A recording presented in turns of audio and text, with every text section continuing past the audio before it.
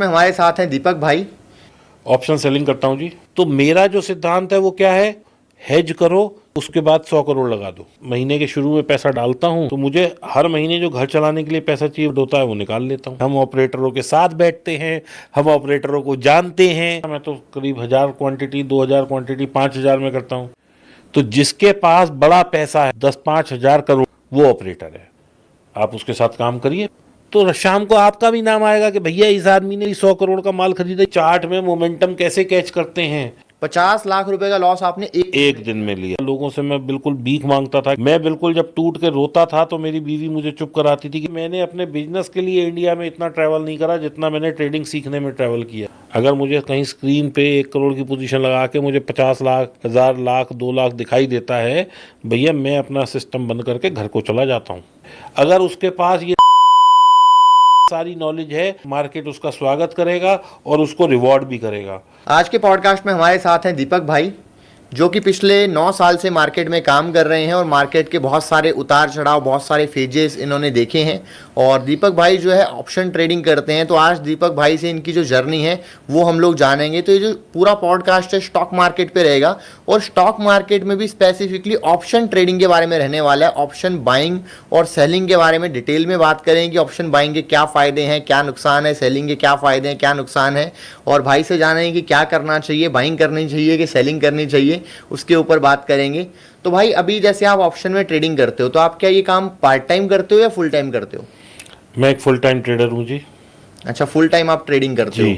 तो full time trader बनने से पहले आप क्या कुछ जॉब या बिजनेस करते थे? मेरा बिजनेस था और मैं सिरेमिक केमिकल्स बेचता था और वो बिजनेस मेरा काफ़ी अच्छा था और मैंने करीब 18 से 20 साल वो काम किया है।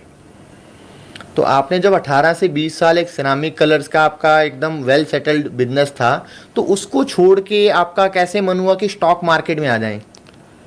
देखिए क्या होता है, एक प्रोडक्ट ट्रांजिशन फेज़ आता है हर बिजनेस में।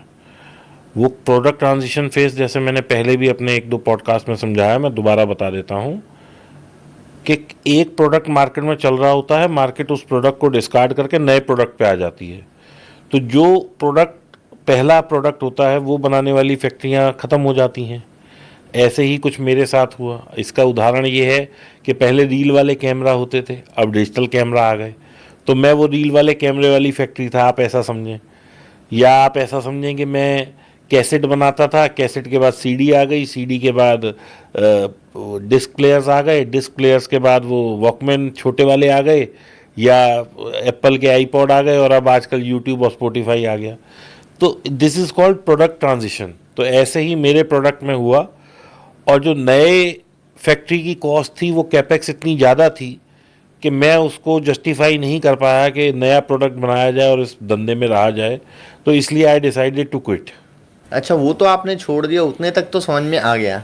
ठीक है, तो जैसे आप बिजनेस कर रहे थे, बिजनेस करने वाला बंदा जो है ना बहुत ज़्यादा कैलकुलेटिव रहता है, बहुत ज़्यादा कैलकुलेशन करके सब चीज़ें हिसाब किताब लगा के फिर उसके बाद कुछ काम करता है। तो ये जो स्टॉक मार्केट की फील्ड है, इसमें आने का आपका मन कैसे हो गया? कि वो तो आपने छोड़ा, बिजनेस वाला बंदा सोचता है कि एक बिजनेस छोड़ा दूसरा बिजनेस करते हैं, तो बिजनेस ना करने के बजाय यहाँ आने का आपका मन कैसे हुआ? देखिए क्या था कि मैं शुरू से ही फाइनेंस ना मुझे बहुत अट्रैक्ट करता था, क्योंकि मेरा स्ट्रीम फाइनेंस था। तो मैंने अपनी पोस्ट ग्रेजुएशन फाइनेंस में की थी।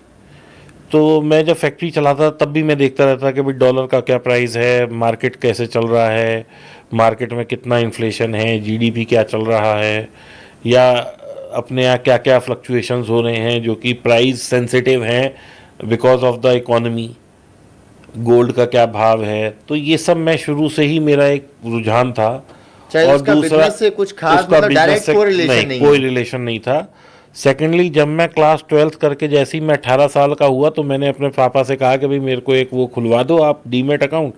और मैंने वो डीमेट अकाउंट खोला। तो मैं छोटी मोटी ट्रेडिंग उसमें करता ही रहता था। आज तक कभी ऐसा नहीं हुआ पिछले 20, 22, 25, 30 सालों में कि मैं ट्रेड में ना हूँ, या मतलब कभी ऐसा हुआ कि 1-2 महीने का गैप आ जाए तो बात अलग है। अदरवाइज ट्रेडिंग मेरी छोटी मोटी कुछ ना कुछ जरूर अभी चलती भाई रहती आपकी थी। एज कितनी है? मैं 47 हूँ जी।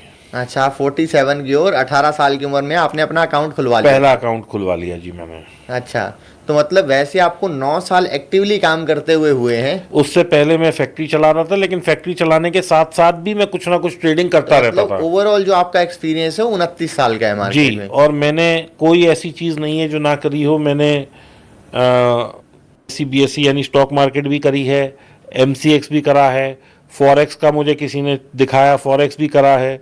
लेकिन मुझे ये रियलाइज़ हुआ कि जब बाज़ार अपना जो NSE BSE वाला है यानी स्टॉक मार्केट है, यही इतना पैसा दे देता है, तो मैं क्यों अपना लाइफ के 8 से 12 घंटे ख़राब करूं कमोडिटी करने में, या फॉरेक्स करने में, या गोल्ड सिल्वर करने में, या क्रिप्टो करने में, जब मुझे 9 से 3 बजे तक ही पर्याप्त पैसा मिल सकता है।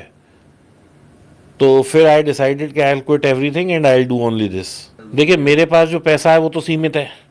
अब मैं उसे या स्टॉक मार्केट में लगा लूँ, गोल्ड में लगा लूँ, क्रूड में लगा लूँ, क्रिप्टो में लगा लूँ, किसी भी चीज़ में लगा लूँ, पैसा तो सीमित ही है ना मेरे पास। अब उस पैसे से अगर मैंने 3-4% की रिटर्न निकालनी है, तो वो मेरे को स्टॉक मार्केट जब दे देता है, तो मैं क्यों MCX में पूरी रात काली करके, क्योंकि MCX सुबह 9 बजे से शुरू होकर रात के 12 बजे तक काम करता है सर्दियों में, और आजकल के दिनों में 11:30 तक काम करता है। तो इतने लंबे वर्किंग आवर्स, 14-14 घंटे, जिसमें फैमिली भी इग्नोर हो रही है, हेल्थ भी इग्नोर हो रही है। अब आप किसी शादी ब्याह में जाएं तो आपका उस बेचारे की शादी में इंटरेस्ट कम है, और आप सब देख रहे हैं क्रूड गिर गया भाई। अब वहाँ जयमाला हो रही है और आप क्रूड पकड़ के बैठे हैं, क्योंकि आपका दिमाग, देखिए, after all we all are human beings. तो हमें भाई पैसे से तो प्यार है ही नहीं सबको। तो इसलिए फिर भाई स्टॉक मार्केट में ही अपने आप को कंसंट्रेट करते चले गए, और सिर्फ स्टॉक मार्केट ही करते हैं। हाँ, ऐसा सीन हो गया कि उधर जयमाला हो रही है, इधर क्रूड माला डाल के चला गया। बिल्कुल, क्रूड वाला नहीं करनी भाई। तो ये हुआ, जैसे आपने जो बिजनेस है वो जब आपने अपना बिजनेस छोड़ा, बिजनेस बंद किया, तो उस टाइम पे आपके पास में कितना फंड रहा होगा रफली, अगर आप बताना चाहो तो? उस टाइम में मेरे पास अच्छा खासा फंड था, क्योंकि मैंने 1-2 प्रॉपर्टीज़ भी अपनी लिक्विडेट की थी, लेकिन मेरे को काफ़ी नुकसान भी हुआ। और दूसरा, उस टाइम में मैंने कुछ गलत डिसीजन लेके अपने गलत पैसे भी इधर उधर लगा दिए। तो वो जो डेंट था वो इतना स्ट्रॉन्ग था कि उसने मेरे को लाइफ को बिल्कुल हिला के रख दिया। मतलब बिजनेस जो था वो छोड़ने के बाद में जो पैसा आया वो आपने इधर उधर फंसा दिया अपना। फंसा दिया, और उससे क्या हुआ कि मैं बिल्कुल पैसे की, मतलब जिसे कहते हैं ना, प्रॉब्लम में घुसता चला गया, घुसता चला गया, घुसता चला गया। और एक वक्त ऐसा आ गया कि मुझे, मतलब, ये सोचना पड़ रहा था कि मैं कल पैसा कहाँ से लाऊं जो मेरा घर चले। तो ये भाई थोड़ा आप बताना चाहोगे कि ऐसी कौन सी जगह थी जहाँ पे आपने बहुत मोटा पैसा डाल दिया? स्टॉक मार्केट में ही खो दिया पैसा। कुछ पैसा किसी को ब्याज भट्टे पे दे दिया, कुछ पैसा मैंने और छोटे छोटे बिजनेसेस करने में लगा दिया, जहाँ पे कहीं 2-5 लाख, कहीं 10 लाख, कहीं 20 लाख ख़त्म होता चला गया। तो कुल मिला के मैं ये समझता हूँ कि जब आपका बुरा समय आता है तो it's a package of bad times, तो वो सब तरफ से आता है। तो कहीं पैसा मर गया, कहीं पैसा, ज़मीन ले ली, कुछ वो ज़मीन ही नहीं बिकी, उस ज़मीन पे कब्जा हो गया, पता लगा उसने, जिसने मुझे ज़मीन बेची, उसने और 4 लोगों को भी रजिस्ट्री कर रखी थी। मतलब इस तरह के इंसिडेंट्स आपकी लाइफ में तब होने लग जाते हैं जब समय सही नहीं होता। तो मेरे साथ ये सब होता चला गया बाज़ार में, मतलब लाइफ में। और स्टॉक मार्केट, क्योंकि भाई मेरे को ऐसा लगा कि मैंने यूट्यूब पे 4 वीडियो देख ली, 4 लोगों से सीख लिया, और 4 लोगों ने मुझे बता दिया, तो भाई मैं तो पैसा कमाने लग जाऊंगा। अब मैं आपको एक बड़ा मज़ेदार इंसिडेंस बताता हूँ। मैं एक बार कहीं गया तो उसने मुझे कहा, चार्ट दिखाया उन्होंने, कि जब ये कैंडल ग्रीन होती है इसका मतलब ये बाजार ऊपर जाएगा, जब लाल होती है तो ये नीचे जाएगा। तो बना हुआ चार्ट तो सबको बड़ा प्यारा लगता है। अब हम जी आके बिल्कुल, हमने कहा जी हमसे बड़ा कौन है डाउन मार्केट में। हम चालू हो गए। अब वो कैंडल जो है 15 मिनट की कैंडल थी, वो ऊपर गई तो ग्रीन हो गई, वो नीचे आई 5 पॉइंट लाल हो गई, फिर वो 10 पॉइंट ऊपर गई ग्रीन हो गई, फिर वो 20 पॉइंट नीचे आई लाल हो गई। अब हम कहें यार हमारा तो पैसा लगा, ये तो बेवकूफ़ बना दिया इसने। तो हमें तो उस वक्त अच्छी तरह से चार्ट देखना भी नहीं आता था। तो ऐसे ऐसे, मतलब जो चार्ट के नाम पे आपको सिर्फ हरा और लाल पता, हरा और लाल ही पता था, लगे हुए हो, और हम वहाँ 10-10, 20-20 लॉट से ट्रेड कर रहे हैं। तो मतलब ऐसी गलतियाँ इतनी ज़्यादा करी क्योंकि समझ नहीं थी। दूसरा, कोई प्रॉपर अपने आप को एजुकेट नहीं किया था, जिसने जो कहा उसके कहे से अनुसार कर लिया।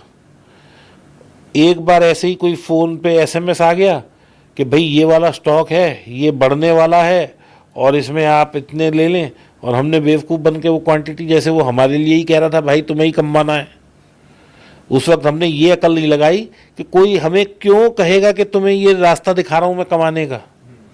मतलब इतने बेवकूफ़ थे कि हम लॉस पे लॉस लेते चले गए, बेवकूफ़ियाँ करते चले गए। तो फिर जब धीरे धीरे समझ आने लगा तो समझ आया कि भाई ये बाज़ार आसान नहीं है, लेकिन बाज़ार छोड़ा भी नहीं मैंने। लॉसेस होते गए, मैं डटा रहा कि भाई मुझे तो यहीं से कमाना है।